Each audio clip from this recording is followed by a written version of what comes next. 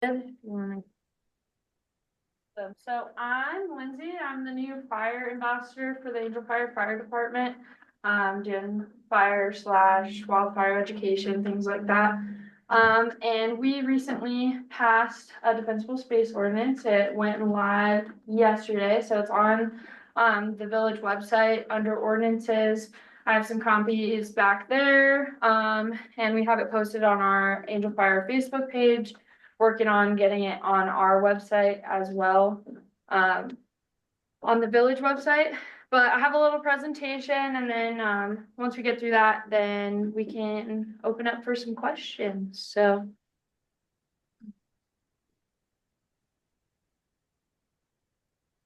awesome. So the walk by Wednesday. Do you want to? Yeah.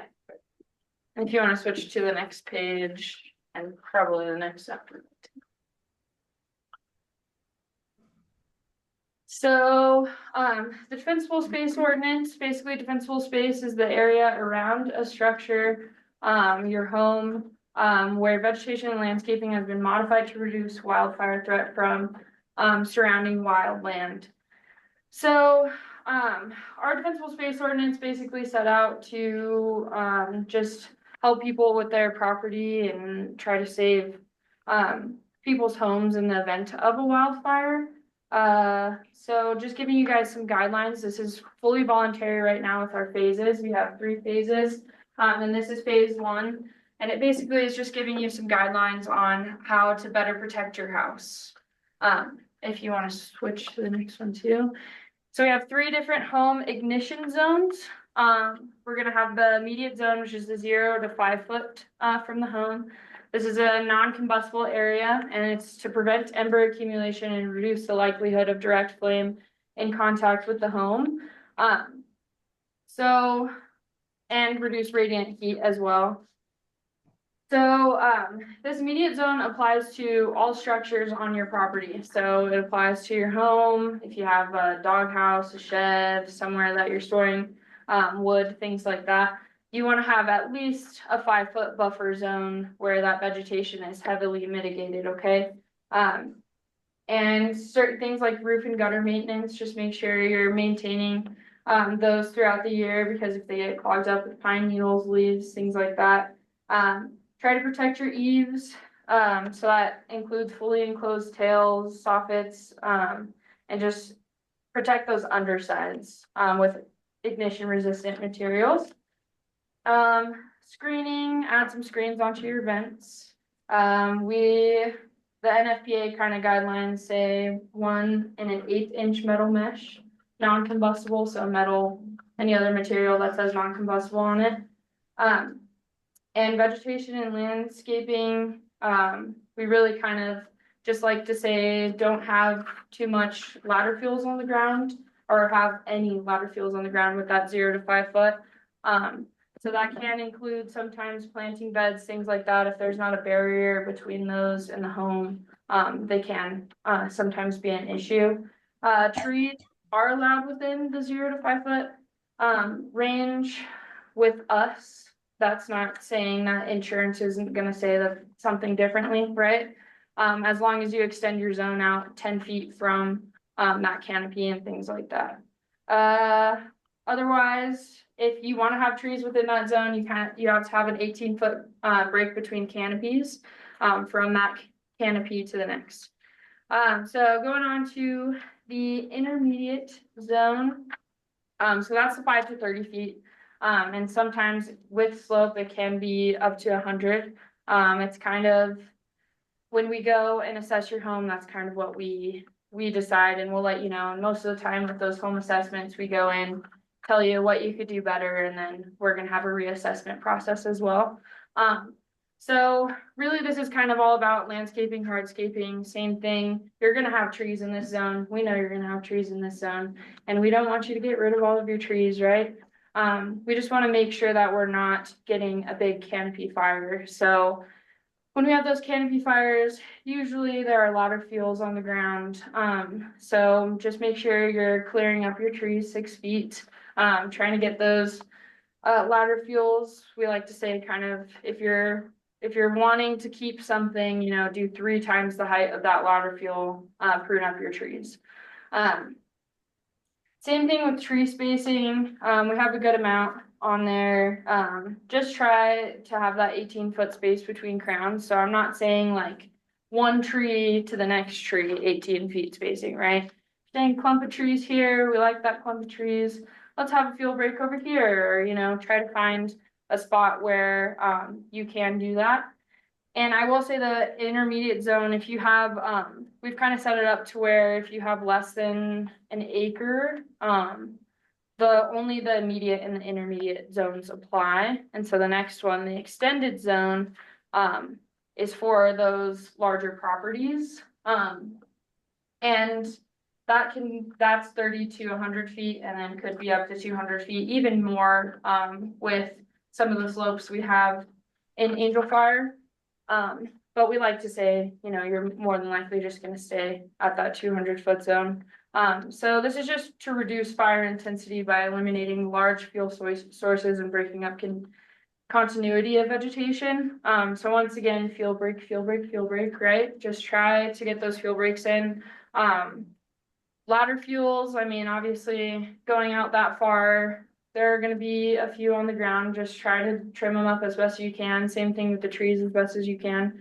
Not as heavily mitigated in this zone, but we do recommend, we always recommend that you do.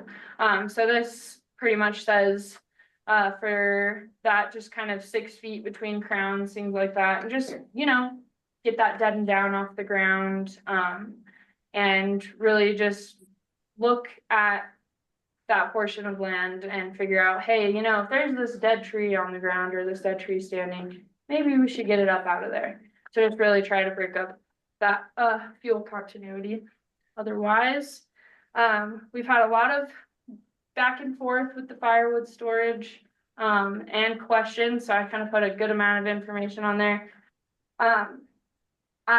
We wanted to split it up for different areas of the year because we understand that there's going to be different storage throughout the year. So during fire season, we really would not like, I think throughout all the seasons, to not be stored in the immediate or intermediate zone, but especially during fire season. Storage of firewood in the extended zone or 30 feet to 100 feet to the foot from the home is permitted year round, but it must be properly contained with fire retardant covers or enclosures. So like we were talking about, that shed with that 5 foot, or they sell these big tarps now that you can put over your wood. So this is just during that fire season though, May 1st to August 31st. Outside of fire season, so September 1 through April 30th, firewood is permitted within the immediate and intermediate zones for accessibility. So we understand, that it's really easy for you to have that wood stack by your door or on your deck, things like that, during the winter time. So we don't want to tell you you can't do that, and there's a good amount of people that live in the village that can't do that anyway. So just make sure, same thing, that you're using a fire retardant cover, you're being safe, you're not having it stored against combustible materials. So I know a lot of people have a grill on their deck too, or near their fire stack, things like that. Just be careful. And year round, same thing. Just be careful. Keep it 10 feet from those grills, portable propane tanks, gas sources, things like that, chemicals, things that can go up pretty quickly. So our little vegetation list, I kind of wanted to get a little bit out there to just make sure that people kind of know that a lot of these can go up pretty quickly, and that you might want to avoid and not avoid. So pretty much all of these right here are highly flammable. And they're things that when you're looking at, those extended zones, the intermediate zones and the immediate zone, you probably don't want to have any of these in the immediate zone, right? Definitely don't want to have any of those in the immediate zone. You probably don't want to have too many in the intermediate zone, and then in that extended zone, I understand, gamble oak is everywhere. It's going to be everywhere, but just, same thing, try to break up that fuel continuity. But this is just kind of a list for that. We did throw in here for, not just, in the event of a wildfire, but in the event of an emergency. And I'll get to you in a second. In the event of an emergency, we really want those house numbers up. I'm working on trying to figure out, gaining control of maybe having some of those red numbers, something like that. So you guys can come to me and grab one, because a lot of people, don't have addresses on their homes up here. And for accessibility's sake, for a wildfire, in the event of a wildfire, or even just an emergency, your first responders really need to know, what your address is, where your house is, things like that. So we did throw that in here as well, if you want to change to the next one. So that's pretty much it, kind of going over the DSO. I did want to go over that we are doing home assessments now. There's a flyer in the back there, and then this right here, if you guys want to scan the QR code, it'll also take you to our application. We're doing home assessments. We'll go out and, we give you those tips, tricks, things like that. If you already have your home mitigated and you want to get it certified, we can do that. And we're also doing letters to insurance as well. So people who don't currently have insurance, people who are worried about it, and people who do, if you want a letter and you got to get an assessment, but we can help you out. So that's pretty much it. You can call me for one of those assessments as well. You're also welcome to email for those, but I'll just refer you to this website.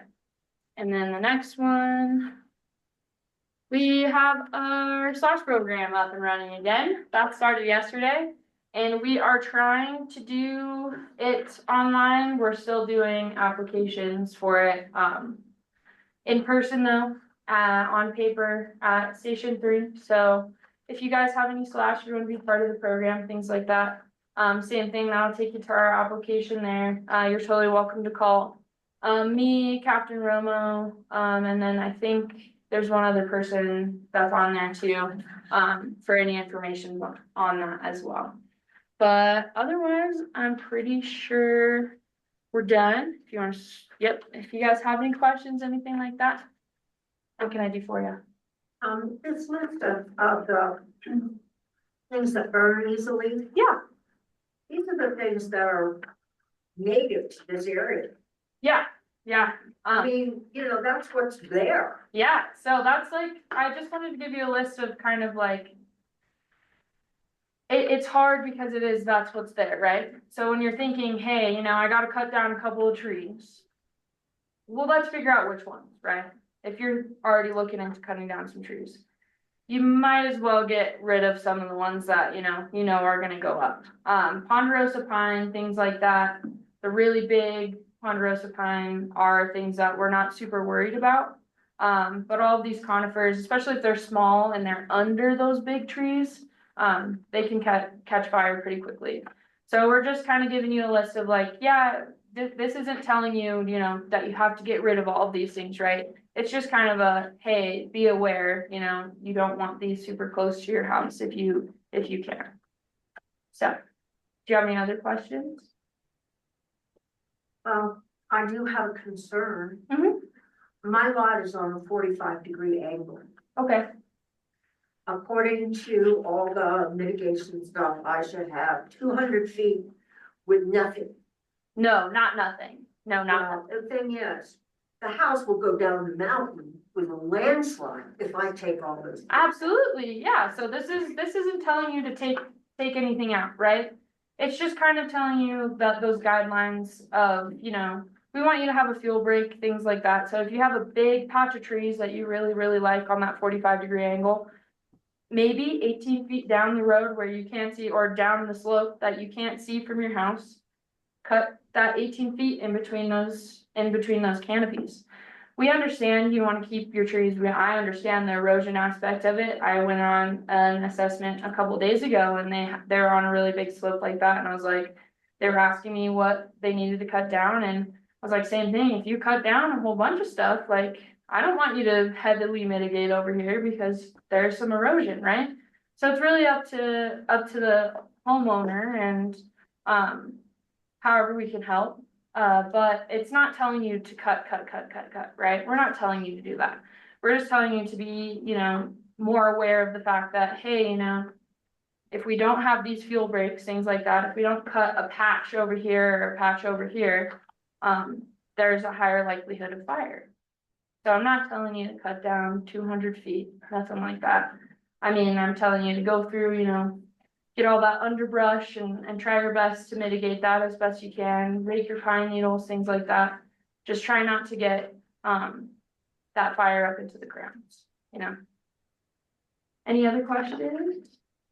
Yeah, thank you. This is awesome, and I'll share it with buyers. Yeah, please do. So, but I do have a question going back to, when we were asking people to really thin their lots and clear like vacant lots, Yeah, where we're at with that whole vacant lot ordinance that went into effect in 2019. They tried it, and because I have a big lot next to me, and yeah, I can't afford to yeah. mitigate that lot. Yeah, that's a huge concern. And kind of, that's something when we were writing this, we wanted to address. And we do want to address in the future. Right now, we had to look at our slash processing, right? We have our guys, they just actually lit up our last piles today, of that pit that's been sitting there for 15, 20 years. So we're really kind of using this first phase, this first year as, kind of, okay, how's the slash processing go? How's the assessment thing gonna go? We have to be able to get all of our processing down before we can move on to bigger things like that.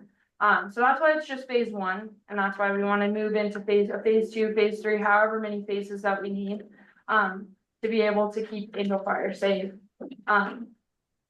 So we're hoping, in later years, whether it's next year or the year after that, we're gonna be targeting those lots as well. So we definitely hear you, and I definitely understand. But this is just, as Chief likes to say, a little bite out of a really big elephant. Lindsay, Yeah, I I have two questions here as well. Yeah. However, whatever order you want to take them, I just want to let you know. Yeah. So it says 4.4A references a defensible space zone. I don't see a definition for it. What is it?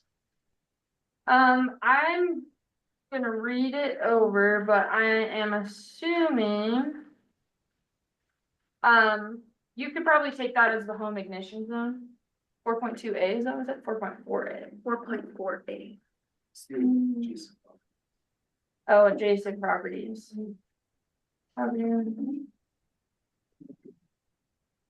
So yeah, you can use that as home ignition zone as well. They can be interchanged. Another question is there a list of preferred vegetation available, which I think was in the slide?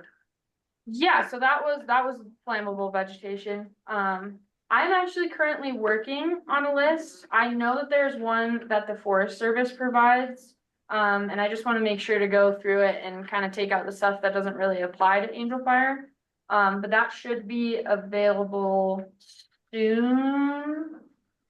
And it'll more than likely be posted on the Facebook page, and then, I'm working on getting the website up and running and updated and things like that. It'll be on the website as well.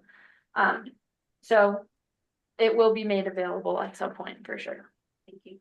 Any other questions in the room here? Yeah. Yeah, several. First of all, thank you, Lindsay, for doing this. It's awesome. So important to the community. First, let me piggyback on what this young lady said. The lot next to me, it's an extreme fire hazard. Mm-hmm. And you know what they say, the most expensive tree to cut down is your neighbor's. Absolutely. So, Absolutely. that particular lot is owned by the village. Okay.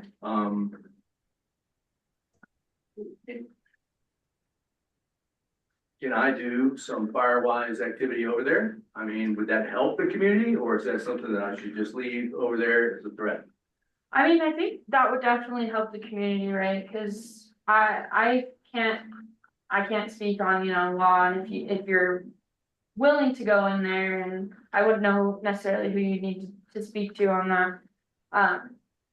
But I did say, or we did say in here, right, that we want people to be working together. So there are those empty lots, things like that, that, you know, you don't know the owner to, or the village owns it, or the resort owns it, or, you know, there are different implications to that, right? Where Oh, protect your jeez. home- if you wanna protect your home, that's just, you know, try to get with those people, try to talk to those people and be like, hey, is this something that you're willing to go in on me with me on, you know, or, is this something that you're willing to let me do? So, and I don't see, I'm not 100% versed on that, so I can't give you a 100% answer from the village side of things. But it would be worth the question for Yeah. sure. Sounds like there was an ordinance back in, Well, there was an old ordinance that was, they tried to get everybody to start clearing lots and doing fire mitigation for them. Yeah, it was so overwhelming, I think, if anybody else is here before, it was so overwhelming that they couldn't really enforce it. The resort owned a lot of land, and then there were a I lot. said village, I meant resort. Yeah. Resort, okay. Well, I look at like my property, I know that there's people that own a lot, there's an easement between us and below me is, or it backs up to the Greenbelt Trail, so, you know, and I spent a lot of money on my lot, I'm like, wait, how much more do you, it's expensive. Right. So, I mean, and that follow-up question to that, you said it's all voluntary now. Is there a plan down the line to make this mandatory for all village residents? Yeah, so I think there's a plan in later phases to make this, there be some penalties. So, your wildland fee comes out of your water bill every month. And we're thinking, you know, compliant lots, you have a certificate of compliance, things like that. You will get a discount on that water bill, or you won't get the wildland fee on your water bill at all, and that'll just build up on those properties that just refuse to mitigate, whoever that may land on. So that's what we're hoping to do, and, you know, same thing, like I was saying earlier, we gotta figure out that process, right? And we're working on, you know, getting phase 2 going already to try and figure out how we can take the backlog of us figuring things out off of you guys, right? So we're trying to figure all that out, and that's written in here, so I'm assuming that that's what's going to happen down the line. So I guess I would assume that, if this becomes mandatory, somewhere down the line, since we are all property owners here, at what point does the village help us take down those trees that are in the immediate zone or in that 5 to 30 foot zone?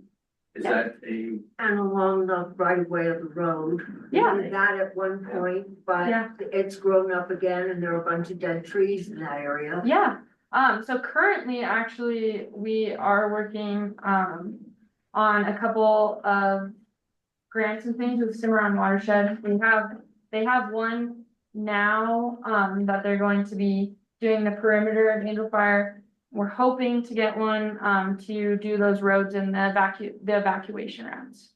So, we're gonna prioritize those evacuation routes, things like that. But I know that our wildland captain is also working on seeing what he can do, for roads and things like that.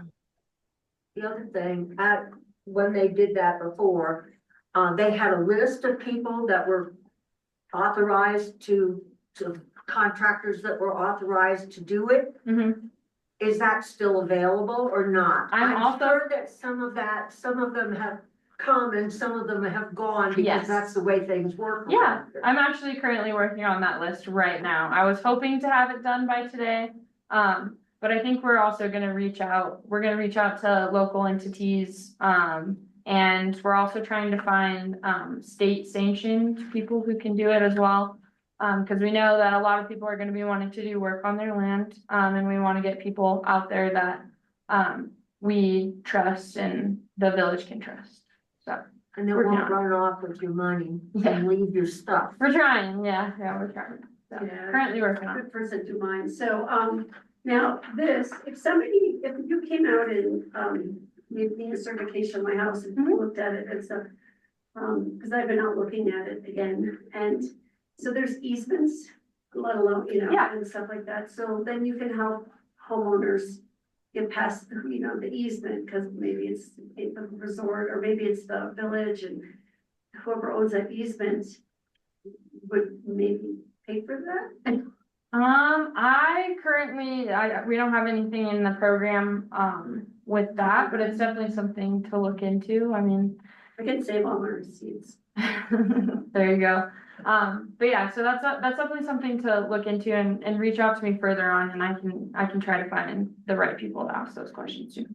For sure. And again, I appreciate you doing this. This is, a lot of these are political questions and way above probably your pay grade. What kind of relationship does the village have with the county and the state in terms of, hey, let's get a grant from the federal government to come in here and help us with some of this type of stuff? Has anybody looked at that to your knowledge? Not within.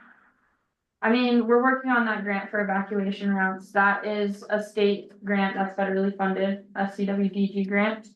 I think, I don't know, acronyms, I'm trying to think. Right. Do you know what it, Brian, do you know what it is? Community Wildfire Defense Grant. There you go. So we're working for those. We have the one with Rick. But currently, I think, and I'm in contact with people, New Mexico State Forestry, things like that, on the Taos side of things that are doing some mitigation. I know that Cimarron Watershed's doing a lot, and then there was one more that's kind of around us, so. Something on the Black Lake. Yeah, so, they're really looking at our perimeter, right? So we're looking from the outside in, because we know those Right. people are doing a lot of that work on the outside. And now we're like, hey, let's figure out how we get the people to do what they can on the inside. And then, in later phases, that's kind of, I think, when we'll be figuring those things out, yeah. Because I know that we're definitely interested in working more, getting more money for wildfire defense and Angel Fire, for sure. Do you have any other questions? Yeah. Well, I don't live in Angel Fire proper, so I wanted to kind of wait until everybody else got to ask a question. But I have a couple of questions. On page 9, what 5.3 defines, Mhm. it probably is just me, but I read over that several times and I just didn't understand it. Yeah, so same thing like I was saying before, like this is not something that is going to be in effect in this round. Oh, okay. But yeah, we're kind of just looking at compliance here, right? And you can kind of look back to the back end on our end of things, like how much slash we accumulate, things like that. So we're looking, to see how many people comply, and right now it says once compliance reaches 50%, that's when the fining will happen. That's gonna be reevaluated at every phase, right? Everything in this document will be reevaluated in later phases, things like that. To just make sure we're doing things right, and we're going through and looking at our mistakes and figuring out what we can do better, right? Well, it says when the limit reaches 50%, is that each individual lot? Is that the total? Of all village, of of the, all the village? yeah, the unimproved or the improved and developed lots in Angel Fire. Sorry, I don't know. the 50% and 75%, is that counting lots or is that by area? That is, I think it's just by home owner, or like lot owner. The 1 acre lot and a 10 acre lot are the same. Yes, yeah. I think it's by owner. And that would be something, definitely email me about, that we can look into as well, because I don't think anybody's thought about that. So the language says, improved, developed.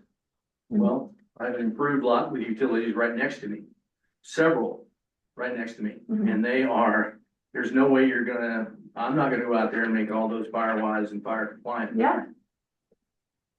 fire comes from that direction, I just don't understand how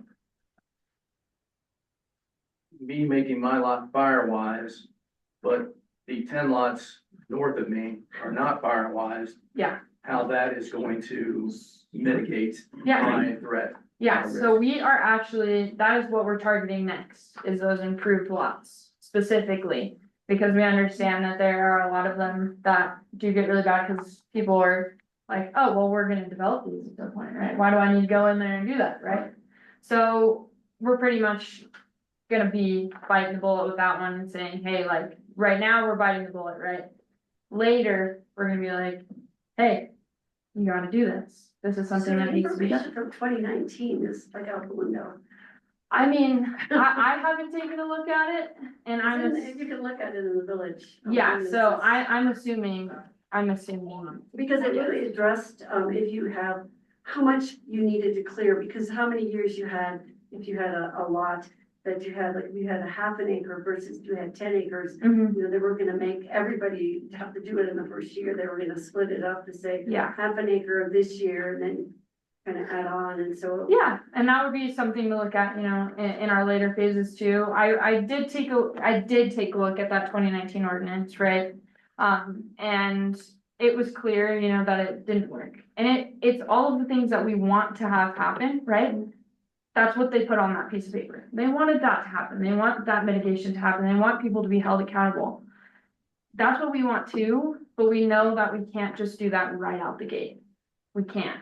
Because people aren't gonna comply, and it's not gonna be enforceable and things like that. So that's why we're taking it in these small steps. So we wanted to put something down on paper to have, you know, regulations for people to follow, and most people in Angel Fire want them. You know, these are things that they want. Just something that to think about is, you know, I'm a realtor, I don't sell a lot of land.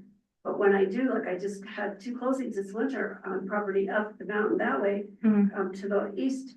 Might be nice to be able to really give them great information on how to start the process, because they know they can't build. They're lining up a builder for 2 or 3 years out, but to start that mitigation process now, Yeah, you're an owner of a piece of land now, absolutely. you know, and it's really hard for us, we don't have a lot of information to give them. This is a great start. Yeah, yeah. So yeah, we're working on that fuels modification, and I'm sure if that's something that, I think that's a good start, and that's something that we haven't been thinking about, right? We've been really focused on this defensible space, and that's a really good idea. And that's something that I would definitely ask you to email me about. And I can also get a lot of, I'm here for wildfire education, right? I'm here to be that liaison from the fire department to you guys, and help you guys out, with all of these things. And that's a great idea, and that's something that I would love to work on, getting some educational pamphlets, things like that, that you can give to, the people you're selling land to. So, of course. Sorry, I have a big mouth. No, you're okay. So do I. Everybody knows me, they know me.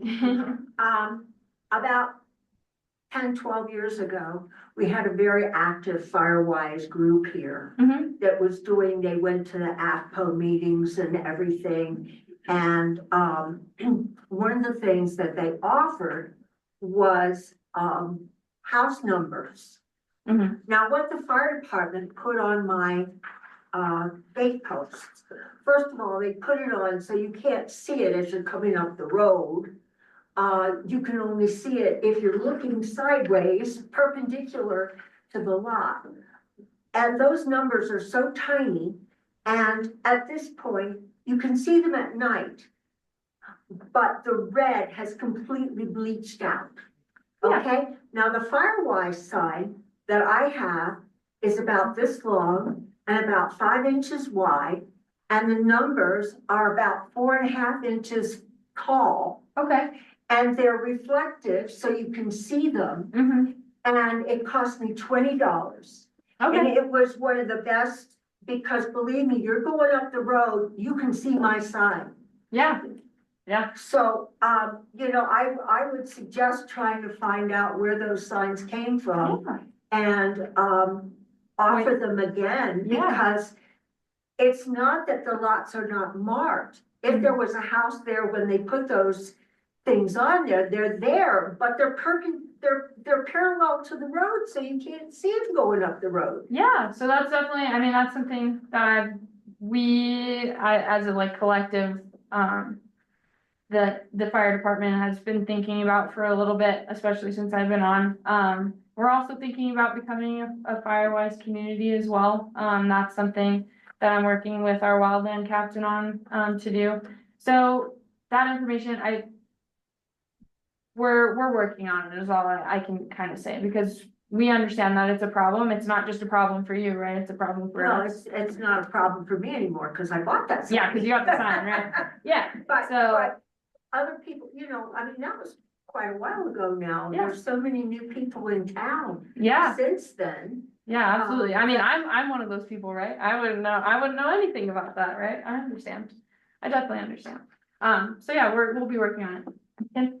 Yes, there was a CCCFC of Firewise leaders, that's Colfax, I don't know what, Colfax Mhm. community, it was Firewise leaders. Okay, And it kind of, fizzled out, they kept trying to keep it going, and they were the ones that did these numbers for the okay. houses. We have reorganized, and we had five Firewise groups in Colfax County. Mhm. The leaders of these 5 groups are organized again. There's a 6th one, and I was thinking when she talked, there's a new Firewise group, Black Lake East. And that might help with the Black Lake, area. Mhm. And our new group, we're having a wildfire community preparedness day. It's a national day, May 3rd, and we're gonna pass out Firewise information. We'll be at Lowe's. I really considered just a little folding table and pass out some things. Then I announced it at the watershed meeting.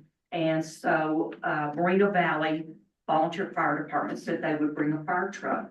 And then Angel Fire said they would bring a fire truck. Mhm. And then we have Smokey the Bear now. And then we have some door prizes. Mhm. And so, the, Fire Adaptive Community New Mexico, they're sponsoring. They gave us a little micro grant to help buy some of these items, the Smokey Bear items, so forth. So we're trying, and, if we thought about doing those signs again, Yeah, but we would much rather you do it right now since we're Yeah. newly getting back together, but I'll talk to you about that. absolutely. And maybe we could do that. Mhm. I thought about his question about going next door and doing some of the clearing. Yeah, And, that's the village lot. And so, you have to, I don't blame you for wanting to do that. And that's a situation in a lot of places. But you have to, of course, have permission from the property owner, and Yeah. there's some liability issues too. yeah. So, you've got to think about that. Mhm. And maybe you could say, if anyone wants to clear their lot, but there's a hardship, Mhm. we can't promise anything, but, we could certainly take your name, maybe a grant will come up. Maybe there's a group that wants to do some volunteer work. Yeah, Maybe. that's a great idea, yeah. And the CC WUI grant, Mhm. the boots are on the ground. They started this week, and I'm from Elk Ridge. Okay, And 96% of Elk Ridge has signed up for that grant. awesome. And, I had to, talk with several of the property owners who really didn't want to do it. Mhm. And, I think if I had have said, yes, you really should do it, your lot is bad, blah, blah, blah. I think you have to approach it where, it's your decision, it's your lot, this is different from Angel Fire, but, I think if you approach it softly, Mhm. there's probably a better word for that, they're less likely to have their heels dug in the ground. Yeah. Just think about it a little bit at a time. Yeah, definitely. And I mean, I know the preaching to the choir here, right? I mean, all these people are obviously invested in wildfire mitigation and keeping Angel Fire safe and things like that. So I'm sure you guys know more people that aren't willing to do that than I do, right? Because I see all these lovely faces all the time telling me, hey, we want this, right? I don't necessarily get to push back as much. And if you guys know those kinds of people, right? Send them over to me. I want to go and do assessments on people's homes like that, things like that. Yes, I'm Kurt Epler, I'm the Public Works Director here. As far as, doing work on village property, there already is somewhat a process in place. Where it's most commonly used is when somebody's cutting in a new driveway, they get an encroachment permit. Because from the established roadway to the edge of the property line, the main purpose of the encroachment permit is to give people permission to work on village property. I can't say for sure, but I'm very confident that we could expand on that encroachment permit where if it's a village property that's adjacent to yours, it's just a matter of covering us liability wise. And, I don't think there's anybody in the village that would be resistant. Right. Somebody be willing to cut some trees down. Now, and I will say that in the past that I was employed by Angel Fire Resort, and again, I can't speak for them, but I was involved in a situation where a house was adjacent to a greenbelt area, and the owner asked for permission to go on to thin a little more space in the greenbelt, and the resort was not resistant to it at all at that time. Right. So I think